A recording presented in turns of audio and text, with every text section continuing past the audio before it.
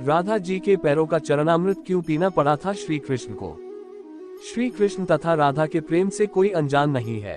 उनके जीवन से जुड़े ऐसे अनेक प्रसंग हैं जो हमें राधा कृष्ण के अटूट प्रेम की याद दिलाते हैं। उनमें से एक प्रसिद्ध प्रसंग चरणामृत से जुड़ा हुआ है। चरणामृत से संबंधित एक पौराणिक गाथा काफी प्रसिद्ध है जो हमें श्री कृष्ण एवं राधा जी के अटूट प्रेम की याद दिलाती है।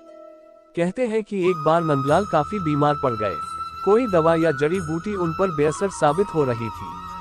तभी श्री कृष्ण ने स्वयं ही गोपियों से एक ऐसा उपाय करने को कहा जिसे सुन गोपियां दुविधा में पड़ गईं। दरअसल श्री कृष्ण ने गोपियों से उन्हें चरणामृत पिलाने को कहा। उनका मानना था कि उनके परम भक्त या फिर जो उनसे अति प्रेम करता है तथा उनकी चिंता करता है, यदि उसके पांव को धोने के लिए इस्तेमाल हुए जल को वे ग्रहण कर ले तो वे निश्चित ही ठीक हो जाएंगे। लेकिन दूसरी ओर गोपियां और भी चिंता में पड़ गईं। श्री कृष्ण उन सभी गोपियों के लिए बेहद महत्वपूर्ण थे। वे सभी उनकी परम भक्त थी, लेकिन उन्हें इस उपाय के निष्फल होने की चिंता सता रही थी।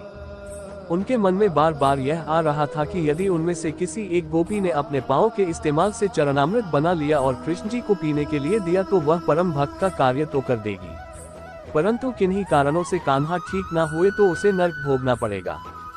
अब सभी गोपियां व्याकुल होकर श्री कृष्ण की ओर ताक रही थी और किसी अन्य उपाय के बारे में सोच ही रही थी कि वहां कृष्ण की प्रिय राधा आ गई।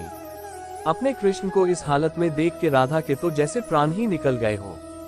जब गोपियों ने कृष्ण द्वारा बताया गया उपाय राधा को बताया तो राधा ने एक क्षण भी व्यर्थ करना उचित न समझा और जल्द ही स्वयं के पांव धोकर चरणामृत तैयार कर श्री कृष्ण को पिलाने के लिए आगे बढ़ी। राधा जानती थी कि वे क्या कर रही हैं।